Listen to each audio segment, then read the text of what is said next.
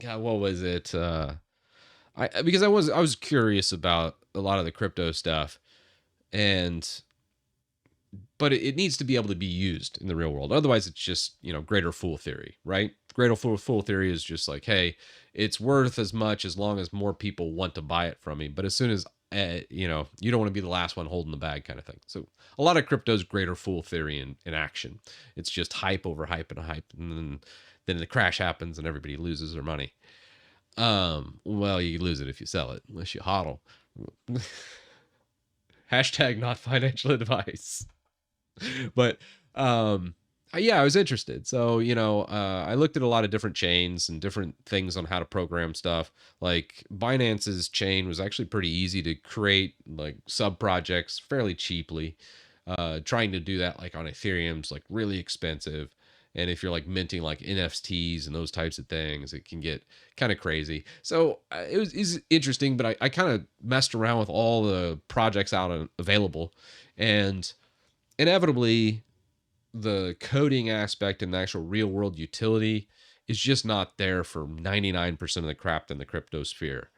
And one thing I see happening this time around where I think a lot of people are going to lose a ton of money and get scammed is over blockchain games.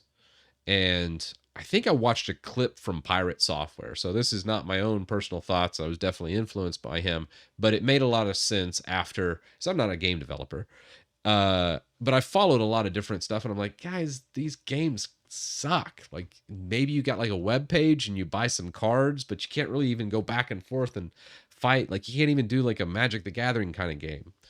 And he was just like, it's because blockchain's a ledger based system, and you're treating it like a database type system, and you don't design games in a ledger based system. And I was like, well, that that's actually that makes a lot of sense. It's very simplistic.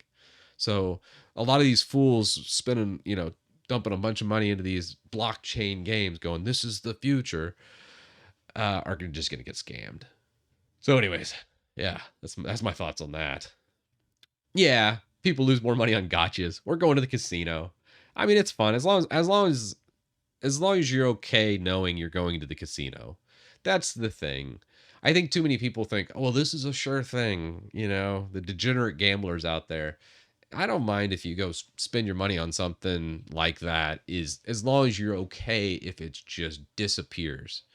And that's the crux of it all. A lot of people, when the euphoria happens and everyone's like, oh my gosh, everyone needs to be on this, and your mom's asking you about Bitcoin. Yeah, just know there's about to be a lot of people hurt. Yeah, there was probably the biggest scam I saw from a creator was, oh, who was it? Tech Lead. You guys know Tech Lead?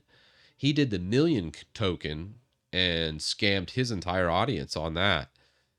Very, very crazy. He's not in jail. I think he got arrested or he got charged from the SEC. I don't know exactly the details, but man, it's wild that he's still making videos and isn't in jail for essentially ripping his entire audience off on just making a cryptocurrency out of thin air, not backed by anything, and providing all the liquidity pool for it, and then just kind of stealing it all. That's kind of crazy. Logan Paul was more of a pump and dump. So Logan Paul was not nearly as sophisticated as the scam that Tech Lead did. Logan Paul just was like, "Hey, I created a crypto. Go buy my crypto." And then as soon as people bought it, he sold all the crypto and then crashed the price and stole everybody's money. So not a very sophisticated scam at all. And Tech Lead did it a little bit different ways. Like, hey, this is a social experiment. Everyone go buy the million token and you'll be a millionaire. And he held most of the tokens. And what he did is said, hey, it's pegged to a stable coin. And what happens is he put it on a DeFi market or decentralized finance, and how the back ends of these things work. While .NET, once this gets done, don't worry, I'll get off this crap. But how this things works on the back end is, let's say you want to take million token and change it over to dollars. You usually change it in like USDC is, Coinbase's dollar, right? And one USDC equals one US dollar. So he provided a little bit of liquidity, but he had all these million tokens. So as people entered the marketplace to buy his token, he would provide liquidity, and then he'd charge a fee for those liquidity swaps. So going from USDC over into million token and back, so you can take your profits. Well, he would be charging a fee on the backside, and he's basically running the whole liquidity pool. So what this is it's greater fool theory at work, but done a lot slicker way, because as people transfer back and forth and he's providing liquidity, he's getting payments or liquidity tokens for that, and is able to essentially charge like a 5% fee. That's a very arbitrary number. It's probably something different, but a very interesting way of scamming people. And you got to watch out for those scams, especially in decentralized finance, which I don't know. I don't know. I look into it. It's very interesting to me because I could definitely see some application in the future for a lot of that stuff, but it's not there yet. And a lot of the stuff that's being done is just super shady. Everyone should watch out for it. And people are out there to take your money. Yeah, a lot of people, a lot of crypto evangelists try to bring more people in, because again, it's greater fool theory at work. The more fools there are buying it, the more it's worth, and the more that it'll go up. And it's kind of a unique situation, because when Bitcoin goes on its bull run, it usually lasts anywhere between 6 and 18 months, and it's about to take off on that if it's not already there. So the clock's almost ticking. Like, you're going to see Bitcoin probably double in price over the next year. And it'll go way up, and everything will follow it. So all these altcoins, it could just be Dogecoin, which is just so crazy to me. Dogecoin was created as a joke, and it's hyperinflationary, meaning it's meant to devalue itself. It's not meant to hold value or increase in value. It's actually meant to devalue itself. They print millions upon millions of Doge every single day, and it's just meant to go down and stuff. But people like hold on to the Dogecoin and go, it's going to be worth more. I'm like, you do know that's hyperinflationary. And they're like, I know, but it's cool.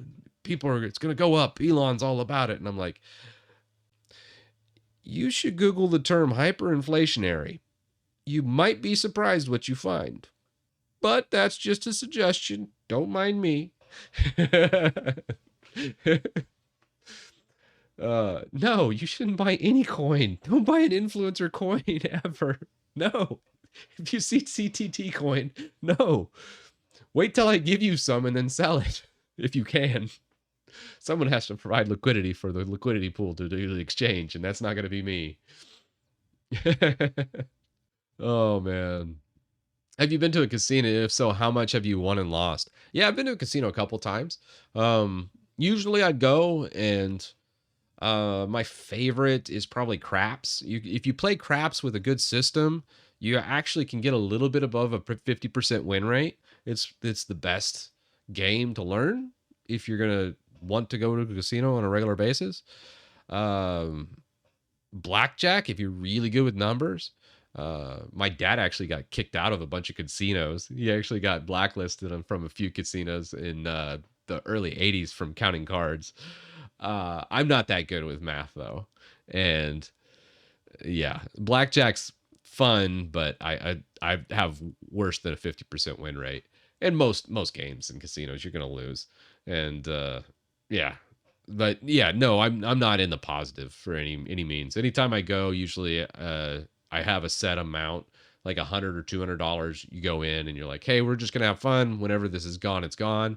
And then you go home, or you go for a couple hours, and then at the couple hours you cut off, and then if you won, you're up.